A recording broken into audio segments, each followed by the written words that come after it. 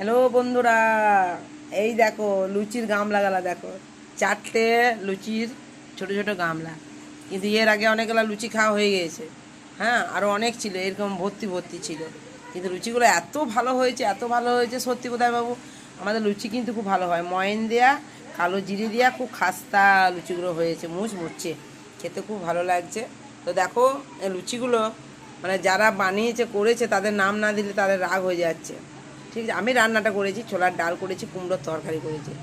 আর রিঙ্কু, মানে আমার বৌমা, রিঙ্কু আটা মেখেছে, লুই কেটেছে, তার সাথে সাথে আমার দিদিও লুই কেটেছে, আটাও মেখেছে। দুবার আটা মাখা হয়েছে বলে ও একবার মেখেছে, লুই কেটেছে। আর খানিকটা লুচি আমি ভেজে দিয়েছিলাম, খানিকটা লুচি আমার দিদি ভেজেছে, খানিকটা লুচি রিঙ্কু ভেজেছে। তা যাই হোক, তিনজনা মিলে এই কাজটা আমরা করেছি।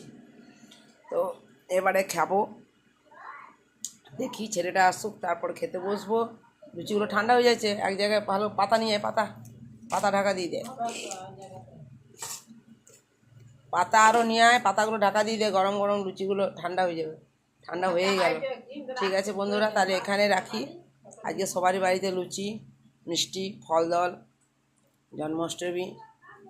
হ্যাঁ, কৃষ্ণের শ্রী ভগবানের জন্মদিন, তাই বার্থডে, জন্মদিন, শুভ জন্মদিন। বার্থডে বলবো না, শুভ জন্মদিনই বলবো শ্রীকৃষ্ণের। তো যাই হোক, আজকে খুব আনন্দের দিন, শ্রী ভগবানের জন্ম হয়েছে।